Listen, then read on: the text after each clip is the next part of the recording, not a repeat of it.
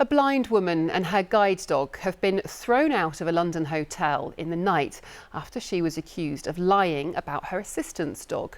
Angharad Paget-Jones said she was woken up and asked to prove her dog Tudor was a registered guide dog. The hotel said it was urgently investigating the allegations, as Harry Lowe reports. It's blatant discrimination. While many were enjoying the firework displays on Saturday night, Angharad says she was being thrown out of a hotel because staff did not believe she was visually impaired. Then you should leave. After demanding proof that Tudor was in fact a guide dog, she says employees, including a male security guard, used a master key to enter her room before she was able to fully dress and asked her to leave. I've got complete night blindness, so having been forced out into the night on bonfire night in a place I don't know, if my boyfriend wasn't there, it would have been even more horrific. It made me realise how vulnerable I actually could be in that moment. I don't think I've ever realised that before. Bonfire night can be an anxious time for guide dogs too, with one charity warning 3/4 of guide dog owners have been refused access to places in the past year. We were horrified at Guide Dogs to hear Angharad's experience. Guide dog refusals are very common, but this is a particularly severe and traumatising one for Angharad.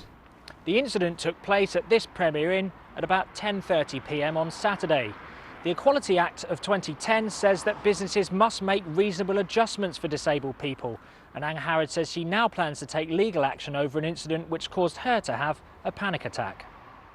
In a statement, Premier Inn said, "We were shocked and appalled to see the upsetting Twitter thread alleging that a guest was asked to leave one of our hotels in Enfield.